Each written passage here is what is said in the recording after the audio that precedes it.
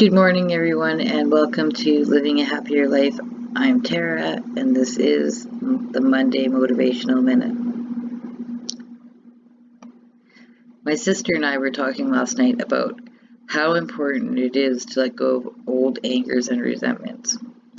But life is hard, and the people in it don't always treat us fairly. When someone does us wrong, of course we get angry. Why wouldn't we? That's perfectly normal. But how long do we hang on to that anger?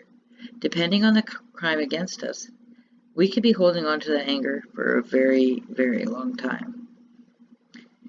Angry is how I lived for a long time.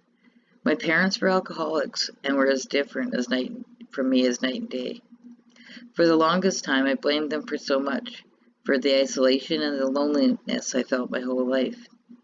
I was angry at the bullies that I felt tormented by in elementary school. I blamed them for my depression and my low self-esteem. Not to mention the outright hatred I felt for some of my not-so-nice ex-partners. And rightfully so, the treatment that I had received from them was horrible. But none of that compared to how much blame I placed on myself and the guilt that I felt for the bad choices that I had made. When I started learning about the importance of forgiveness, I laughed. There were so many people on that list who didn't deserve my forgiveness. But because it was essential to my growth, I read on. I learned that forgiveness wasn't really about any of those people who had done me wrong. As a matter of fact, most of those people probably rarely thought about me, so it made no difference to them if I forgave them or not. Forgiving them was about healing me. Forgiveness is about letting go of the past, and letting go of the past means living fully in the present and being ready for the future. Being mad at my parents didn't change a shitty childhood, but had I forgiven them earlier, then maybe I had grown closer to my mother before she had died. And maybe now, me and my dad would be besties instead of virtual strangers. The kids in grade 6 who caused me to shed so many tears, they barely remember me, nor are any of us the same as we were then anyway. So it seems kind of silly to hold on to that kind of hate and blame. And then there are those who really hurt me, my abusers. It's true, they didn't deserve my forgiveness. At the same time, hadn't they hurt me enough?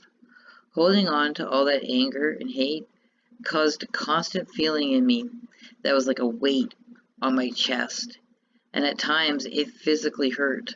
How is holding on to all that freeing me from any abuse? Finally, the really hard part, forgiving myself. There were so many mistakes that I had made that caused so much heartache for those I loved, especially my children. I held on to so much guilt for so long, and I truly hated myself for the choices I had made. However, moving forward, I was able to make amends for these mistakes and re-cement these important relationships. Here's the thing.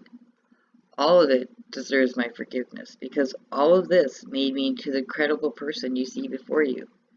I was shaped through every one of these unpleasant experiences. Everything that happens to us changes who we are and helps us to grow. If we hold on to that perspective, then really, what is there to forgive? Have a great day.